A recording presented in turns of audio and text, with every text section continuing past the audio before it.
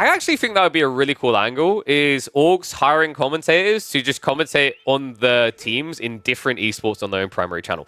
Why are orgs not doing this? Like, someone out there, hire me to consult you for these type of ideas. This is incredible. Rarely anyone does this, yet it's so valuable. Look how great Targa does it. Obviously, I don't have that scale, but the brand's good. Anyway, let's focus on this because we've got semi-finals. It's upon us. It is finals Thursday here in the Midweek Muster.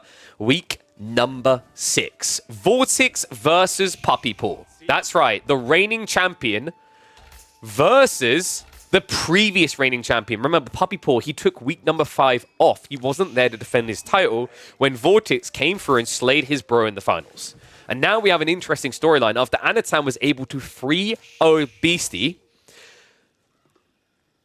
we could end up seeing a double revenge story or a Fox Finals showdown. Those are the two options. Remember, Puppy Paw would be able to avenge his brother, who Vortex beat last week. He'd be able to then go on and potentially avenge Wham, who got beaten this week by Anatan. Or it could be Vortex going in for a showdown with his recent new signee teammate over at Fox Esports. The kickoff here in Borderland. Chinese versus French. Now, this is a matchup that we've seen a few times this week, folks. It's been very intriguing to watch because it's very much a skill execution matchup. If the French player is able to keep the pressure up, scale knights, it is going to be good night for the Chinese. But with that in mind, it is going to be Puppy Paw's signature. And I just realized, apologies, on the draft when we loaded in, it's because it didn't switch the names. I'm going to swap it around between the games. So now the drafts make a lot more sense, because when we had the drafts, it was an opening Chinese pick. I was like, that doesn't sound like Vortex. Is this a snipe pick? Now we have a clearer picture. This fits better, right? Like Vortex having picks like French, Mongols, Japanese, Jeanne. These are all civs that he'll thrive with. Meanwhile, later on the draft, we might see things like the Abbasids and the Rus out of Puppy Paw that we know the Canadians have been coveting quite particularly highly. So, Vortex going on with the School of Cavalry opening. Puppy Paw with the Imperial Academy. What do you guys think about this matchup? Like, we've seen it a few times, and we have our own narratives that we've woven, but what's your experiences on the ladder like? Because it's one thing for me to say, yeah, you know, when two pros play this, I mean, French can, like, drive a win. Have you guys been feeling that on the ladder? Or are you one of those people who has to, like, open Reddit and be like, okay, I'm for the 15th time this year requesting a French buff, please?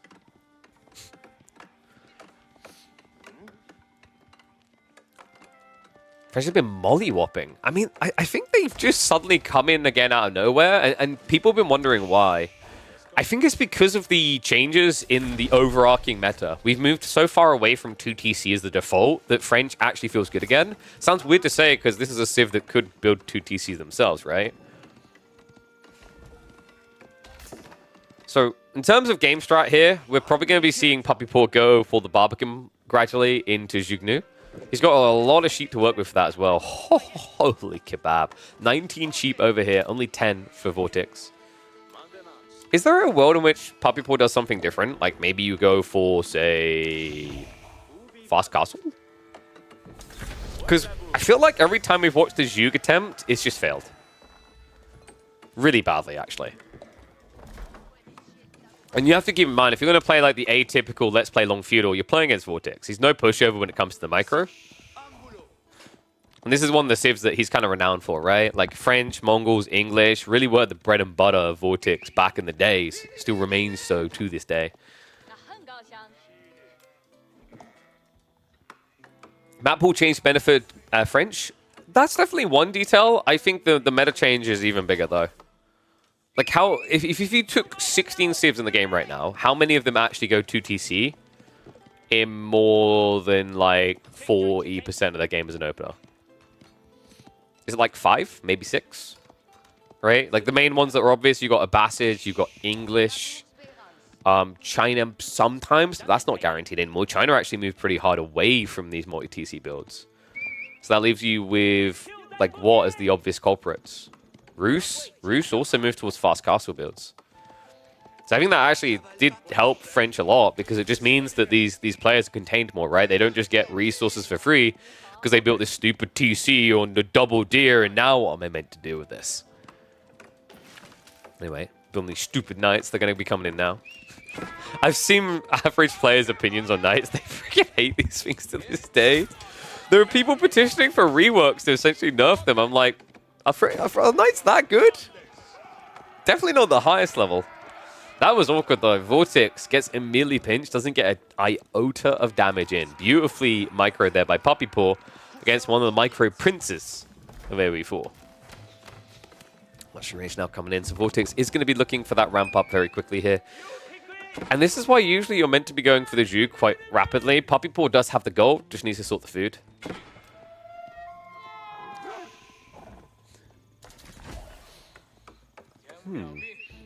We need a micro tier list. So I guess Marine Lord would be number 1 because his micro is very good, but also he is smaller than all the others, so it kind of double tracks. Who's second though? What do you think? It's interesting because like from the micro argument, it used to be that Puppy Paw in particular, and Wham as well, rated insanely highly for the micro around Siege, right? Do you guys remember the mango dodges? But now it's like, dude, you don't actually need micro to dodge mangoes. You just need to keep walking in a direction. How do you get charged that close? Okay, so when you have spears like right in front of you, all you need to do is you A-click beyond them. If you A-click beyond them, you can get an immediate charge. Vortex is probably the best player at consistently doing this. He'll even do it with Camel Lancers, even though it's actually not worth it with Camel Lancers. The risk reward of Camel Lancers is just so like oof, you might as well not even bother. But it's really important you do those charges because if you get that off with the French, you get the bonus damage, right? Which is worth an extra 9 damage in the opening 5 seconds of the fight. Ball's coming up from Puppy Paw. We do have the Barbican. And this is now going to be the pivot into the Horseman, right? So he's going Horseman to try and deal with the archers, and then he's going to be prepping Zhu behind this. At least that's usually what you're meant to do here. And the fact that Puppy Paw is raiding him with spears right now is quite comedial. Archers are there, though, so he'll have to just back away. He's holding a lot of spears in reserve. I actually like Puppy Paw's approach to this. It's very different. Most players just try to push from the front side so they can get reinforcements through. Whereas he's just looking for a little bit of tickle damage here, right? Kind of just remind his opponent that he's there. It's a 10, but once again, not able to get it, so... Wait. Oh, wait. No, the wolf. Oh, no, dude. Okay, he's going to survive on 1 HP. He made the right reaction there. He was going to try to stab it down. That wolf would have won. It was Lucifron, Vortex, Marine Lord for best micro outside of Siege. I think what really helped Lucifron and Vortex is they were probably the best people leveraging the animation cancelling error, right? Where you could just basically run a knight line into an enemy army, hit them, move, hit them, move, hit them, move. They've done that better than anyone in the game at the time. I think that is part of what the micro legacy is and how it holds up. One area that I'd say Vortex and Lucifron have thrived in is multifaceted micro, where you would do multiple actions, right? They could raid with like 5 groups of knights incredibly well. They built that reputation up off of Holy Island in particular. They were fearful. But I think Marine Lord has confidently caught up. Beastie's actually looked really incredible on water hybrid maps in recent tournaments. To a degree that like Lucifron and Vortex's edge there has shriveled up a bit. And then, of course, Puppy Paw. We've seen him a few times on Archipelago already in this tournament. And he's been looking hot. So Puppy Paw not even contemplating Juke here. I actually like that because we mentioned if both players are playing and executing very cleanly, then the Zhuge Nu will eventually lose, right? Because the whole idea is that the French Knights just keep poking, they bait the spears to come out, and then the Knights basically absorb all the Zhuge shots. So in that trade, archers are gradually just winning the fight because these guys take way too long to kill for repeater crossbows. Hera's micro was top tier. I would be curious to Hera being back in, right? Because like he has good micro, but the AoE 4 micro and the AoE 2 micro very different. It's like he might have good micro, but to just punt it out there for people. Remember, he tried to go into League to kind of like go pro, right?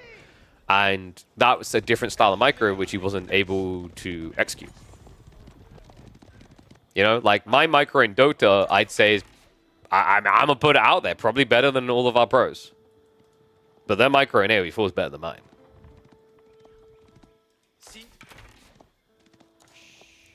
So Imperial Palace on the way. I actually really like this build from Puppy Paw. He completely circumvented the big issue. And Vortex's army isn't really big enough to dive here. Oh, is Anatan... Is that in response to the Dota comment, Anno? I know Anno likes a little bit of Dota Scar. Hey, I'm confident in my abilities, you know? Need to dust them off. I haven't had as much time recently. Yo, Anno, what rank were you in Dota 2? Everyone in chat, like, who played Dota 2, what was your rank? I usually say rank don't mean squat, but you guys always try to do it to me on Age of Empires 4. Immortal? There we go, Killjadi. Yeah, but Killjadi, I watched you and Dimmu play. Disappointing. I mean, I was Immortal... What did I peak at? Was it Immortal 3200? Yeah. I think it was Immortal 3200. Dude, I remember I got that rank, I was like, am I? Has anyone had that when you just get like a top percentile rank, you go, is the game broken right now? I don't believe this. And Vortex is just going to try to send it. We're going for that signature aggro. So what, double ram? Maybe you go for like triple here. Immortal, yeah, so just to clarify for people, Immortal is Dota's equivalent of Conk rank. But the cool thing that Dota 2 does is you get a number for your Immortal rank if you're in the top 5,000 in your region. And what is up, Zeko Ort? Thank you very much for the sub, mate. Welcome to Swarm. Get those subs coming in, guys. Let's see if we can drum up a lot of subs in prep for Christmas. My children need to be wearing Gucci's by 2025. So, I wish. So yeah, the interesting thing, I actually wish that the Age of Empires 4 done this, is like Dota 2, when you're in the top 5,000 in your region, you get a number. So like top 5,000 in Dota 2, the equivalent would be being in probably the top... What do you boys think? I reckon like top 5,000 in Dota 2 is like top 300 in AoE 4. Right? If you calculate the player like trajectory and the fact you have like top 5,000 for 6 regions. I think the ratios add up there. So that'll be a metric. Of course, these two would basically be in the top 1,000, even higher when it comes to Dota 2 if they were similarly skilled there. Flash coming in. Vortex trying to prove that he's maybe got the edge in the micro. Good snipe down here on the Spearman. And behind this, Vortex is prepping for Age 3. And he made the immortal mistake. Sorry, let me use Dota ranks. Herald mistake of trying to ram a Barbican. This never ends well. Is he just dead? Holy f***. This is over. GG. Once again, someone tries to ram a Barbican, and once again, it goes catastrophically poorly. What a clean execution by Puppy Paw, man. He's proven why this is one of his signature civs. That was clean. Every single time we've watched this matchup before, the Chinese players gotten baited into building a Barbican, building a Zhuge and losing a long feudal. Puppy Paw had his notebook ready. He had been assessing this, and he understood well on a civ he plays more than practically any other that he did not want to be in H2. Comes over the top and gets an early lead in this best of 5. The question is, will Vortex strike back? Let's find out. Anyone getting the sense that this is going to be a quick series? I am, because we have a rough situation. Game 1 over in less than 15 minutes. A win for Puppy Paw in the semifinals to see if he can make it grand final appearance in the last 4 midweek musters he appears in. We're in week number 6 here. Anatan will be one of these two's competitor. And Puppy Paw, man, he got the Roos on Highview. This is just so good for him. We've seen both Wham and Puppy Paw have thrived on this civ. And the reason why I think this can be a quick game is because Vortex has to play quickly. He's picked Zhuge. This is either Zhuge all in, or this is a fast castle to yoink relics away with monks. What spec of the new PC? Okay, so guys, we're going to be building a PC on the 19th of December 2024. And I'm not going to spoil the specs. You want to keep out an eye out on my socials. I will be posting about them early next week. I'll be showing off the components. Then we'll be showing it and building it live on stream. And then I'll be talking about the different amazing brands we're working with across the following months. So I'm not going to spoil it just yet. I will say that we are giga stacked. We are almost at the absolute top end with a lot of our components. We've saved in some areas where it's just like not worth the extra spend necessarily. And with others, we've been very reasonable. But this is going to be a baller PC. I can guarantee you that much. Hopefully, this is going to be a baller semifinals. Because what I don't want is a snowbally semifinals. Remember, best of fives. The worst thing that could happen here is Vortex being 2-0 down with the drafts, the way I've seen them formulated here. There's a lot of worrisome details in there that might trip him up. You know, Vortex still has some strong picks, like HRE, waiting in the wings for him to try and utilize, but after what I saw in game one, I feel like he had a very linear strategy that just fell apart fast. And what surprised me is just how easily he got pushed off of his aggression, considering he is like, what, top 3 most aggressive players in AoE4. Shows you what the type of level that Puppy Paw is playing at here. We did get the double hunt cabin opening. Did we get predictions in? Attrition. Force him to do it. Don't care if he's got a job. 39 passive gold is being generated right now for Puppy Paw. You feed your wife and kids off of betting on Puppy? You know when you say it like that, it sounds like you just attend an illegal cockfighting ring, but the dog variety. I don't know what those are called, but apparently you do. Golden Gate coming in. Meditation Garden on the other side. Oh. Oh. What is that? That is... I'm not imagining that. That doesn't look nice, right? I mean, he's going to get about 50 gold and, what, 30 wood? But, you know, we've got someone in chat over here saying that they feed the family off of the bets. I mean, there's no food here to feed Vortex's family. He's a pack of foxes, rather, with nothing to eat. Usually, meditation guns always get put on the berries, so a little bit surprising. Vortex could just be optimizing around Fast Castle. But with 8 sheep... Oh, no, that is... Also, at this point, why not just build it next to the berries, right? You're so close to the mill. I don't know what you really fear from the roost at this stage, if you drop the mill a bit further away. Now you're just going to have to waste like extra wood in the other game, right?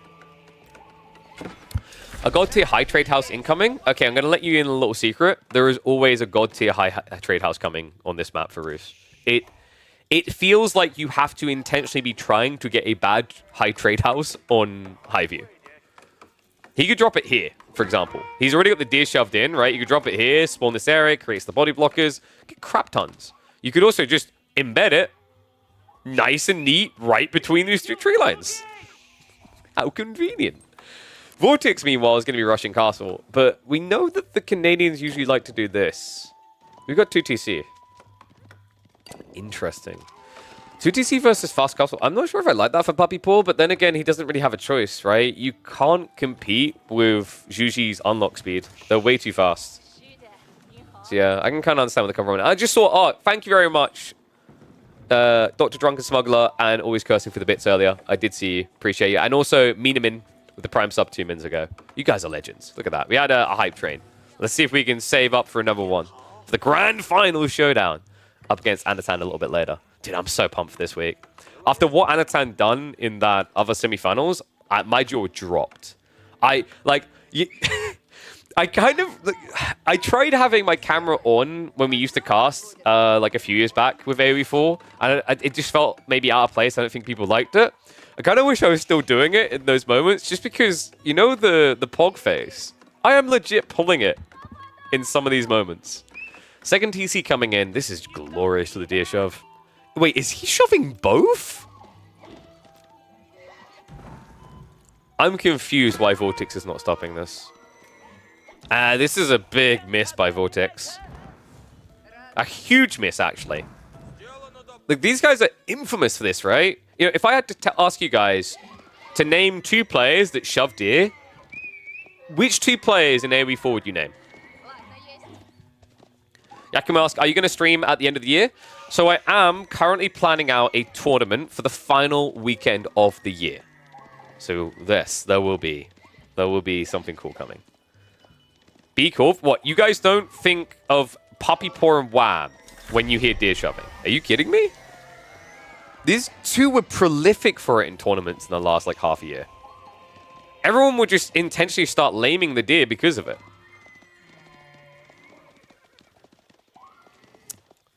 Looks like castle is complete, so Vortex is going to be his way out. It was 27 wood, 50 gold in the end. B, Anno, Corv, B and Anno. I think more B and Anno for Pro Scouts players. Cat as well. But for shoving deer. Yeah, like at this point, Puppy Paw and Wham shove the deer with their dervish as well. And thank you very much for the bits Medium Dr. Pepper. Where are you ordering that medium Dr. Pepper? What is your favorite carbonated drinks? Why was it Red Bull? So first Redlock's coming home. This really strips the next play from Puppy Paw. He doesn't have that big of an eco lead right now, right? Vortex could even just contemplate prepping a TC behind this. Puppy Paw's in paranoia mode, man. Already building the spears. Yeah, I'm not talking about who invented it. I'm talking about who was the most prolific deer shovers, though.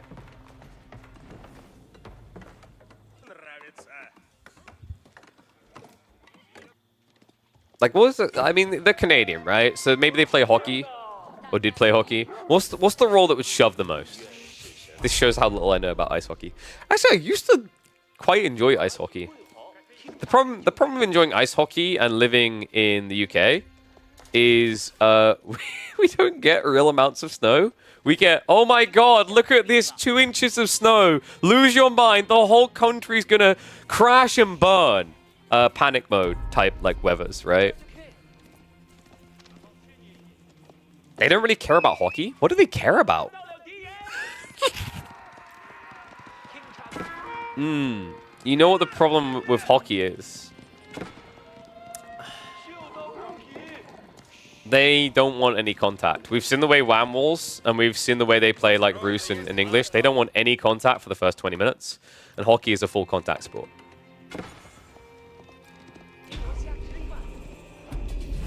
I reckon they'd be more gym goers, you know? Like, spend 6 months not having any contact with people, getting buffed up, and then just getting like a roid rage fight with someone at the gym. Decap's coming in. Vortex was actually being very efficient about this. He picked up the Relic and the Sacred Site, and there it is, guys. We've got 2 TC.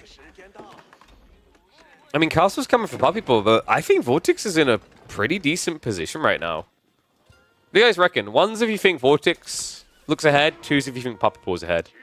Oh, wait, I just remembered what map we're on and what landmark is coming.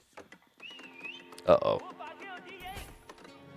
They only care about maple syrup? That makes sense why they keep drafting Highview now. These are maple trees. There you go. We figured it out. If these Canadians were actually the peasants in the game, they just walk over with a giant straw and stab it into the tree.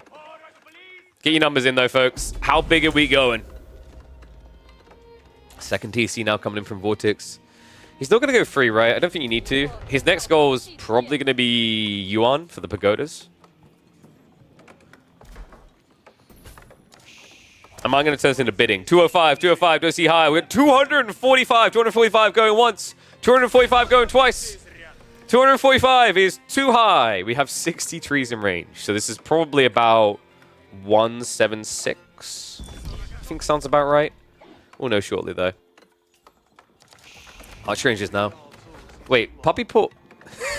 You can't do this every game.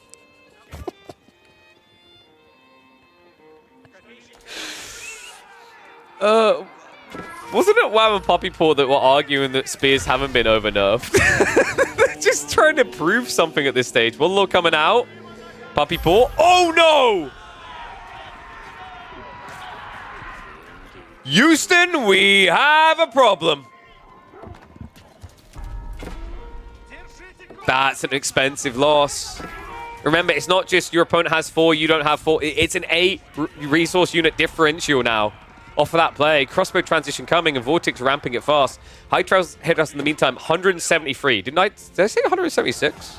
74? Damn. I quick brain math fast. And the Lancers are mopping up. Oh, this is catastrophic.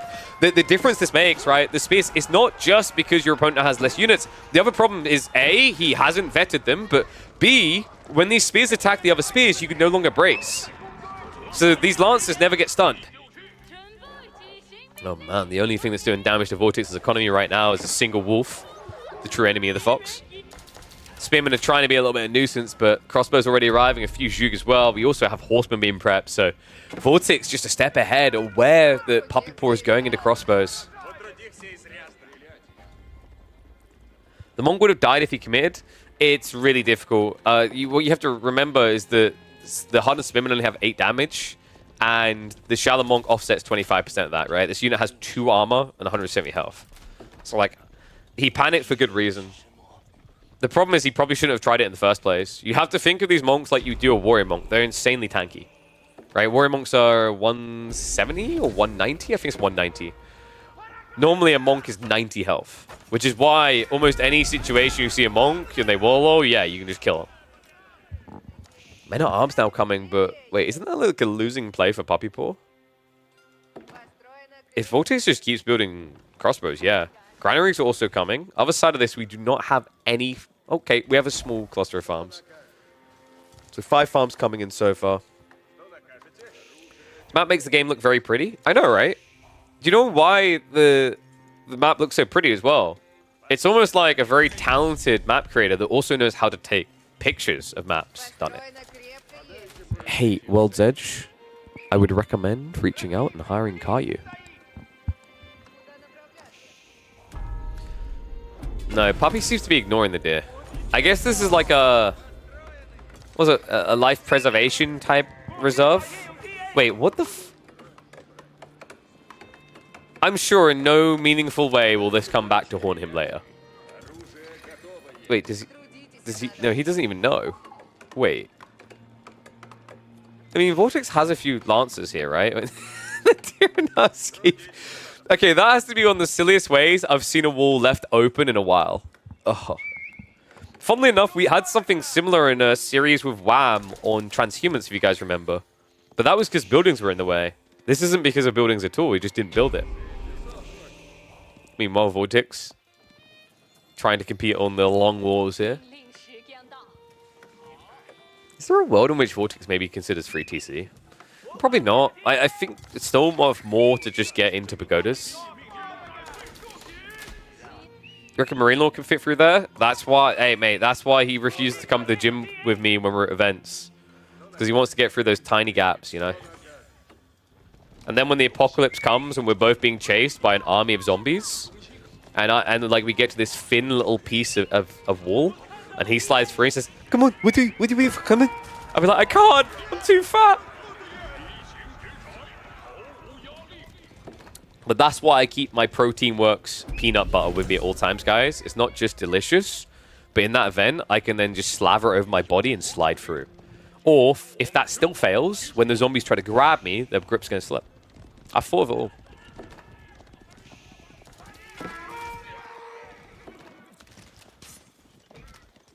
But not getting to the mangoes. Interesting.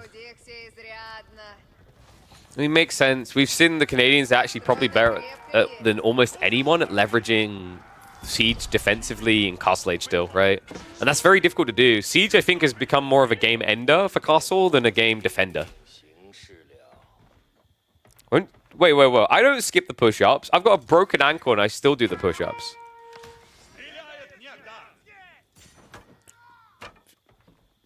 I'll suddenly get one of those like, oh, dude, why am I getting shamed for my strong leg? Okay, technically it's my weak leg. I mean, sure, it looks thin. But, you know, I like to just think it's, like, aerodynamic. If I ever take up karate, I'll be able to, like, move it much quicker than my right one now. Because there's less air resistance. I thought of it all. Horseman coming in now, so Vortex is trying to poke. At this stage, Puppy Paw's eco is pretty widespread. And he's playing static military, right? Is my leg still purple? No, it's going more of a black and a red now. It's more just red and puff now.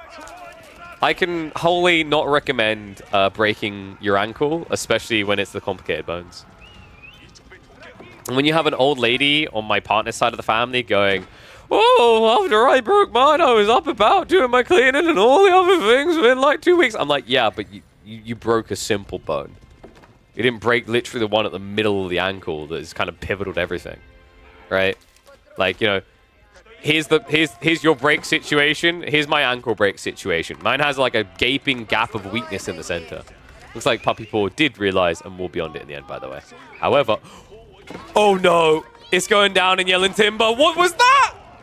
Puppy Paw at the worst possible time with the overchop. That final tree just walling down to the ground and inviting a Pound Town in from Vortex. He's going to raid and look to get out here. You don't want to hang around, and it looks like Puppy Paw is already looking to punish him here, marching forward. Horsemen, in the meantime, are going to continue to idle out on the back of this. So the Puppy Paw starts to fall behind a little.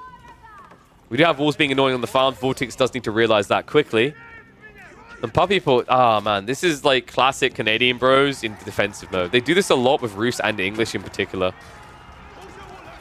What I don't like about Puppy Paw's approach here is you're against a very aggressive player that thrives when he gets to make you thrive and you know, wriggle in pain and uncomfort, right? So like the way that Puppy Paw is playing right now is just essentially playing into Vortex's hand. It's making it easier for him. Now, you say he's losing villages, I say he's fertilizing farms. Vortex doesn't even know because there's no ping anymore. I mean, he's killing enough villages that he can lose a few. Puppy Paw is starting to march out now, though. And Vortex, I mean, he lost a lot going Horseman like this, right? His crossbow count really isn't that scary. It's kind of crazy that Puppy Paw has the crossbow lead now. I mean, passive gold gen definitely helping, right? 194 gold here, 27, 25. Then another over here, 28. Down here, he's got 32, right? So we're talking like over 300 passive gold compared to, what, 400 from getting the relics. Which he never improved, remember, because he never got pagodas. Said 195 earlier? That's true. But you didn't calculate for the point in the game, so shame on you. You have to know exactly what bounty tier is. You have to, like, this is the thing. We don't have it in the UI, so we have to do is lick your finger and then wait for a gust of wind. Shove coming in here. Vortex in desperation mode is trying to switch Nesta Bees. Might work. First one does come out. The flurry's hitting the crossbows. That's a good start. And the backstab comes in with the horseman. That's going to force a pullback. Crossbows now stabbing at this. Nesta Bees damage is still adding up. Mango Smush is even harder, though. Another Nesta Bees out. Spearmen are going towards them, but it's only a trickle so far. The villagers got pulled to the front side as well. The horsemen are still waiting in the forest, unnoticed here. There's an opening, and he's going to take it. He wants that mango kill. He needs it. Goes in for the stab. We'll be able to get it.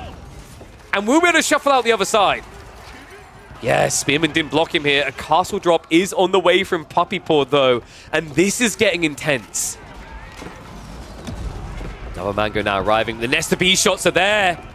And the villagers in panic mode. Horsemen catch them. Vortex, what a microplay. Waiting in the flanks there. 5 villagers left building up. Make it 4. Vortex needs to deny this. Nesta Bees keep shoving in. A lot of attrition from this push for Puppy Paw. The build speed is not fast, and the hit comes in. Only 1 villager still alive. And the eco has evened up. Despite Wolfie's best efforts, it wasn't enough. Vortex now behind by only 4 raw eco. Military has been completely exhausted, though. Final Nesta Bees goes down. Only a handful of crossbows left here. Puppy Paw may have lost a lot of economy, but he's gained a lot of ground here. Problem might be in the food, though. Remassing is going to be a little bit difficult. He doesn't have that long-term food supply, only 15 farms. Meanwhile, Vortex looking a lot more healthy, up at 31 with double granary. The Spearmen are starting to reach those economy units. Nesta Bees not going to come out in time here. Uncomfortably close. Puppy Paw in the end, pulling another 12 villages to get it done. And double Wooden Fortress now coming in towards the second TC farm location. He's trying to kill up the Nesta Bees. Has got another backup siege workshop here. He needs these mangoes gone. Might be able to get it. Actually, the Nesta Bees comes out in the middle of the mixer. Goes straight up for the Spearman. Horseman need that finishing touch, but ignores this one here. Is he going to get away? Final stab comes in. Both mangoes down. This is ridiculous. How is this game still in some ways close? I mean, Puppy Paw, he does have the clear mass lead, but Nesta Bees, if a few of these get out, it can be the difference maker. But I think Puppy Paw may have reached the break point, and there it is. He cracks it open. Vortex now trailing by 2. An absurdly close end game stage there. Vortex just almost had it, right? You almost had that resounding defense, but the overextension came in. When he went past those siege workshops, the trades just weren't favorable anymore.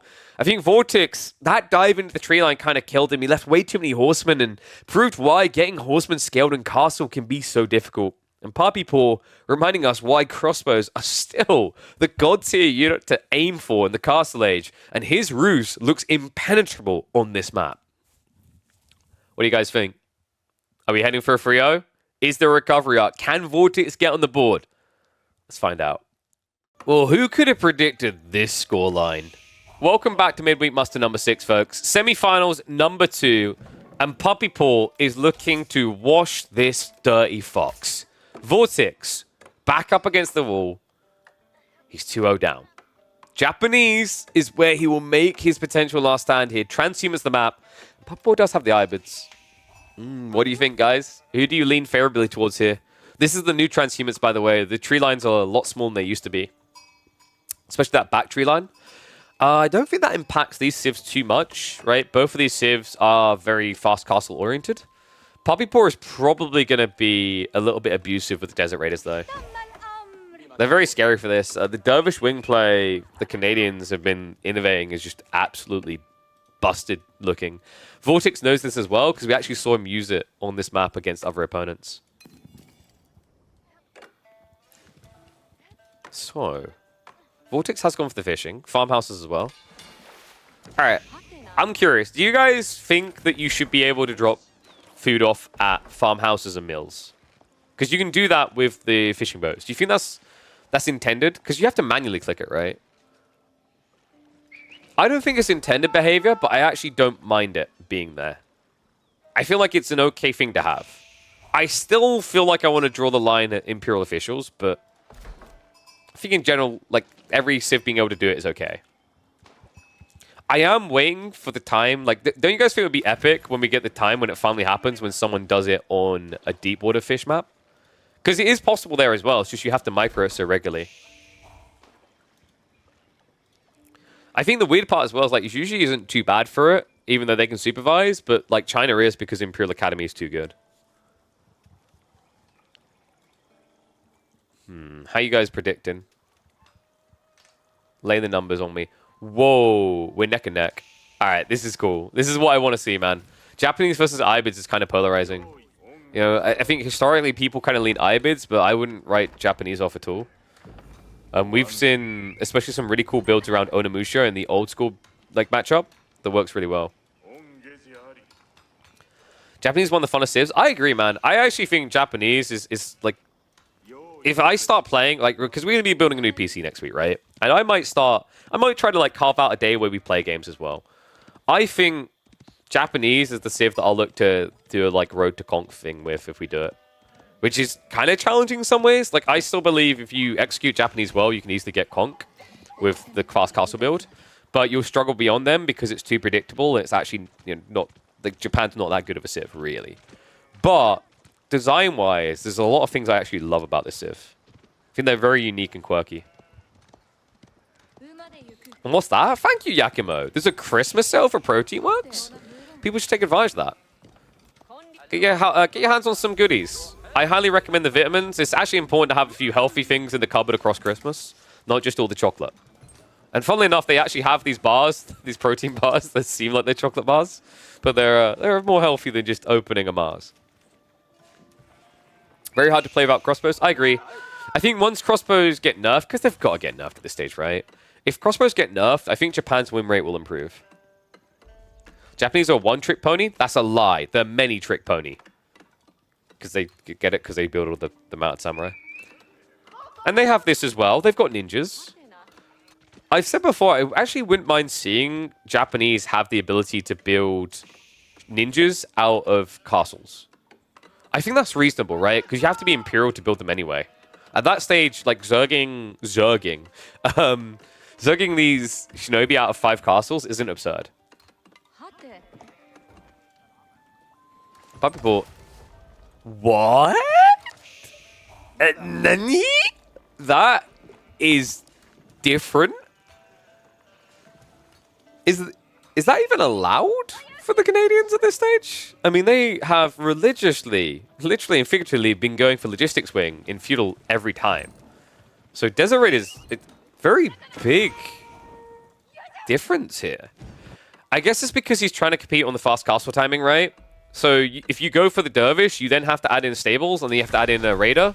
That's really expensive. That's over 300 resources. You'll lose the castle race. So instead he goes to the Desert Raider. I don't rate the Desert Raider that highly into the Shinobi, though. I think Shinobi can actually clap cheeks there because of the Shunshin. Especially with the fact that Vortex is building 3 of the ninjas. I like this as well. I mean, Vortex is still going to go for the outpost. The reason is he wants to attack, right? So you build the Shinobi to actually go and hit your opponent instead of waiting at home. And you can force your opponent to potentially build an outpost as well. Japan should rather get something for Feudal than more Shinobi and Imp. I think their weakness in Feudal is actually their economy. Everything else seems quite solid. The ideas of everything else is good. Their economy is what just kind of sucks.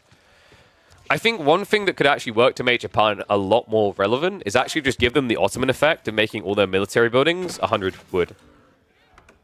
That makes Yumi a lot more viable. That makes Horseman spam a lot more viable. You don't have to drastically change your economy, right? Because their economy did get buffed recently with the berry changes. Alright, what do you think Poppy is going to do, guys? I think this is industry. Actually, no, you have to go advancement, right? Yeah, if you don't go advancement, you're going to lose the relic race. But if you go industry, you get a TC, right? So, like, you actually build for the later game. They have glass cannons as well. I think we just need Neptune to come back to AoE 4. Do you guys remember Neptune? The guy who made feudal Japanese look broken with Horseman Onabagisha? That guy was wild. I remember he's beating people like Louis on the ladder with it. Everyone just seemed to be caught off guard. And by the way, that's like very important. You need to have versatility in civs because if you only have one strategy, then people can start countering you from minute 0. So even if your strategy is OP, you can already be blocked. Okay, so it's actually just going to be old school Growth Wing here. Puppy Paw apparently decided he misses 2023, so he dusted off the Memories album, and we're taking a trip down old school lane.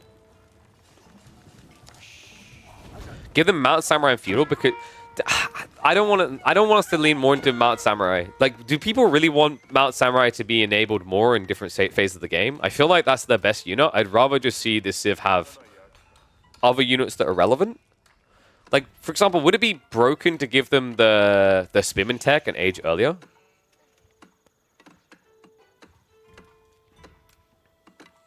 Maybe. Bannerman? Maybe the Bannerman did change. I think that it would benefit them to have a Bannerman by default, because one of the big problems of trying to play Feudal Age is you just don't have the ability to have 2 unit types. You can't buff your whole army, right? Which means most people will just go Uma for the Horseman, and then eventually like upgrade Mount Samurai and then build Onimusha, because then they can buff the whole army. A cheeky attempt here. Gee, I wonder if Puppy Paw will see the red against the blue and brown background. Sabotage comes out. A lot of damage has been done to this dock, actually. He's baiting him to have to pull a villager at this rate. Outpost was forced, so Puppy Paw has that defense there. Shunshin in. Nice stabs. Almost gets the kill. You see what I mean about how lethal they are. You only have 4.5 tower range, but if you don't react straight away, they walk here and then jump. So good pressure from Vortex. The importance of getting rid of this dock is it stops your opponent from defending the passes with, like, you know, archer ships, ring ships, stuff like that. Another Sabo coming in. Remember what we said as well. It's going to force him to have to pull a villager soon. But it is double Desert Raider. You haven't got a kill yet, so you are going to have to back away. He's going to end up losing Shinobi. First Mount Samurai is on the way, though. And Stab comes in, gets the scout. And wow, Puppy Paw, what? That is not a fight you win. That is a fight you never win. Wow. I'm surprised he went back in on that. Final torch damage can come in. Sabotage is coming off cooldown, so you can finish off that dock. At which point, Puppy Paw's going to have to pull to repair. It's not, you know, expensive, right, to build a new one. Weirdly enough, Vortex, instead of just sabotaging and moving on with his life, he wasted a lot more time here. Does scout the Lancer play, though. This is to be expected. We do have the first Mount Samurai coming out. Now, this is a very confusing matchup because you think camels just counter cavalry, but it's not that simple. The Camel Lancer's charge, which is their best part, doesn't even matter here because of deflective armor. And then on top of that, yeah, look at the damage differential. Sure, we're talking about -5 here, so I'm hitting for 19, but this guy's hitting for 22, and I have 20 more health. And in the initial charge, I done damage he didn't, right? Which is why Mounted Samurai can win against Lancers. Add in the Uma Bannerman later, add in the extra melee tech, and you start to understand actually why Camel Lancers into Mountain Samurai isn't like a death sentence for Japanese. And the follow-up's beautiful, right? Because at this stage, your opponent's going to be deep into camels. You can look for a switch into Onimusha. Why didn't Vortex go docks as well? He did, up here. But remember, he only needs one dock, and then you just build farmhouses. He has kind of griefed himself here.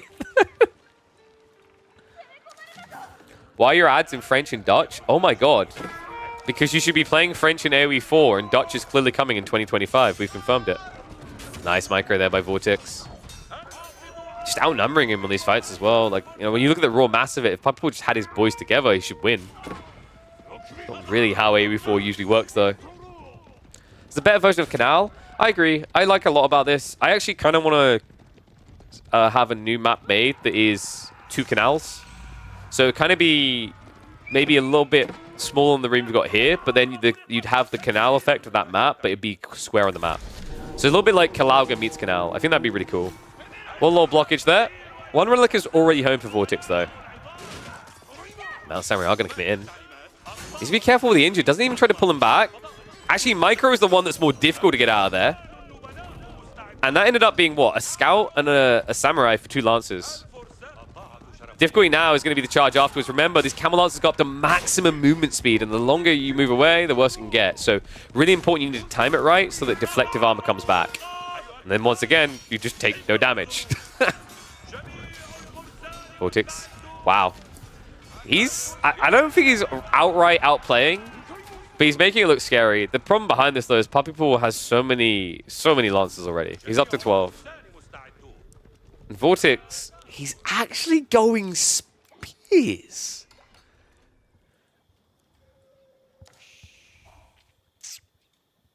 Are we about to see the consistent and annoying weakness of the Japanese?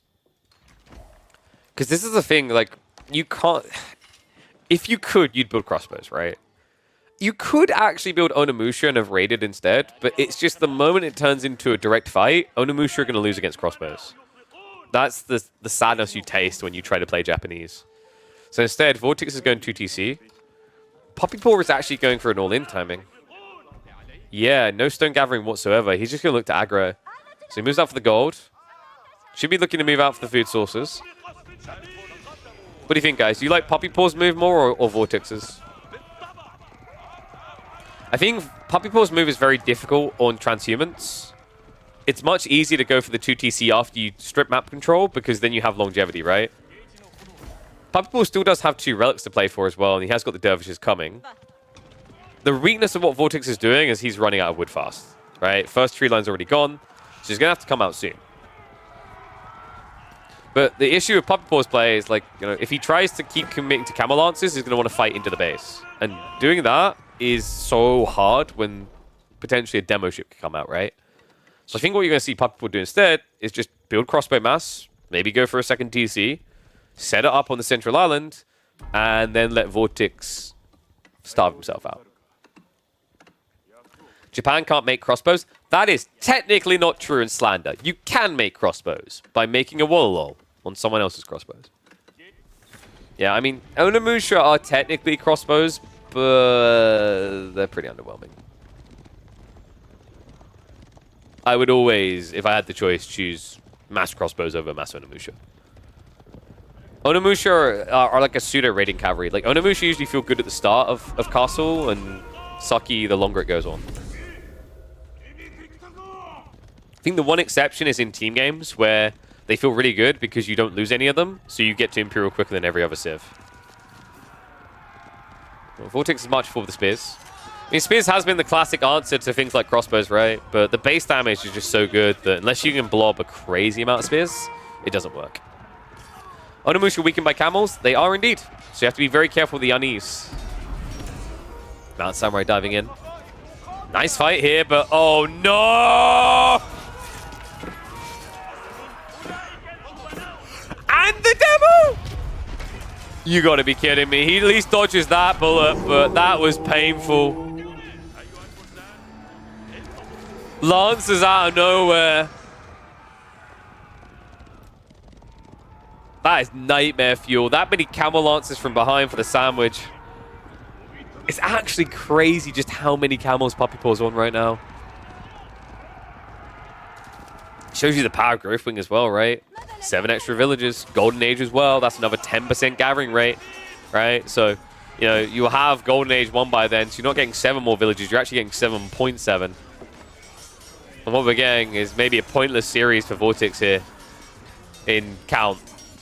He hasn't got a point on the board, and it's not looking like he's going to get one here. Mount Samurai get wiped. Vortex, he has snuck out for the berries for the time being, but he's going to run out of wood very fast here. Gold as well. He's down to just 200 left. Puppy Paw is just playing so elegantly in these series.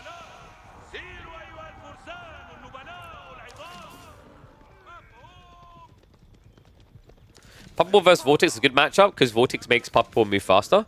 And that's the thing. Like, if this was Wham versus Vortex, I think it might be a bit more tricky. Not because Wham's a bad player, but because his playstyle favors Vortex a bit more. Vortex likes players that don't react aggressively, right? Vortex wants to be aggro and force you to defend. And, like, if you compare the two twins, right, like, Puppy Paw has always been a little bit more aggressive. They both do lean for that mid-late game, right? But we've seen Puppy Paw, he just has some astounding timings. Like, you know, this guy is probably the scariest person for the Barbican drop strategies with the delayed Barbicans with Chinese. So, you know, in terms of playstyles, this does feel a little bit rougher of the two options. And Wham, the reason I compare it to Wham is Wham and Puppy Paw are really the metric to beat in Midweek Muster. We, of course, have now got Anatan rising up to try and argue that. So Vortex is now on even villages, or even workers, at least. We have got a few stone gatherers, so he's going to be looking to set up the better farms. He did also Urashira drop in the TC. So he has to be very careful the way he uses the raining wood, but he also needs to find extra wood. This is the thing about the change to transhumans. You can't stay on that starting island very long. Vortex switching into Ona Begisha. This is very surprising. In fairness, though, Camel Lancers have fallen in count, right? So he's just going for the me hit A click ug build, Spears and Ona Begisha. Which is funny because basically veteran archers count as both of those units. It's a little bit trickier than that though. Like if there's a Begisha count of say 30, 40, 50, they actually can beat archers because they gap close, right? And they keep on top of you because they're faster.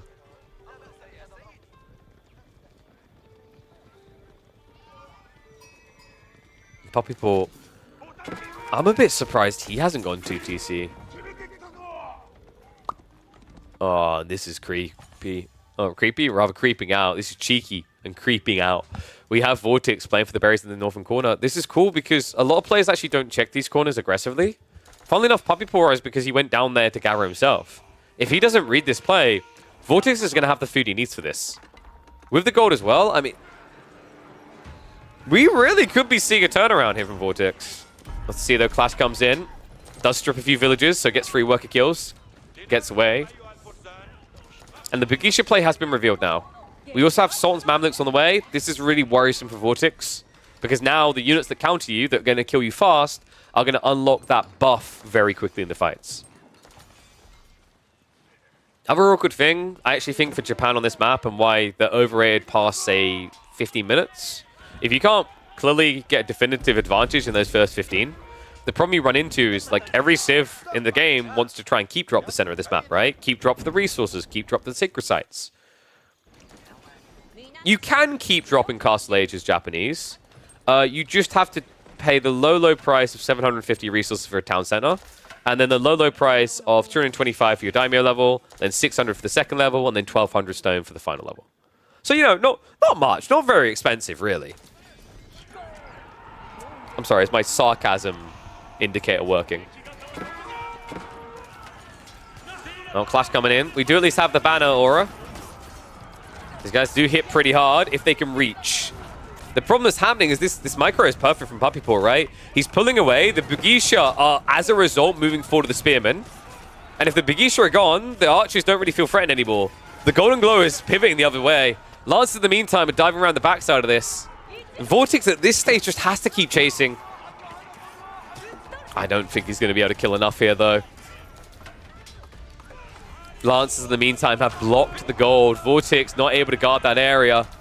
And his dive-in has failed him. Retreat away will barely succeed, i.e. barely anyone gets out. In fact, everything's going to get mopped up, and that looks like that could easily be game.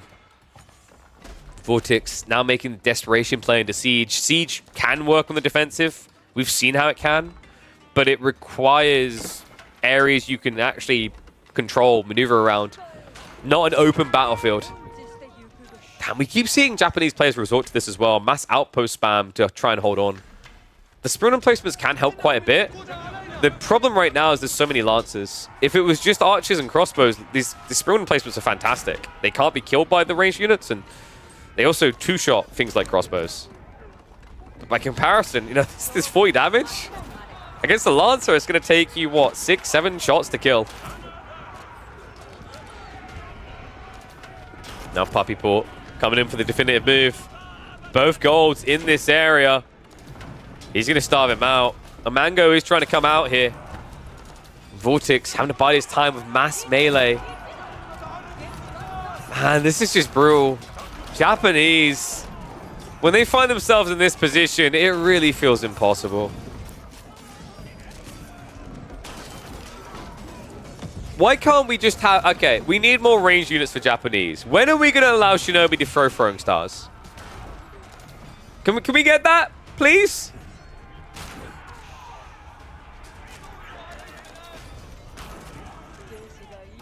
Because mass melee might work in our games, but it really doesn't work in Castle Age at pro level. It's so expensive. And that's it, folks. Our reigning champion meets the previous champion, the one that stood on the sideline for week number 5.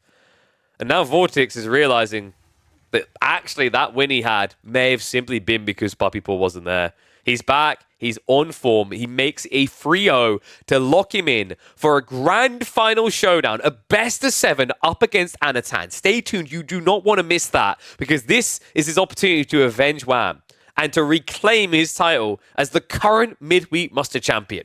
Will it be the Belarusian or will it be the Canadian? I'll see you in the next chapter to find out.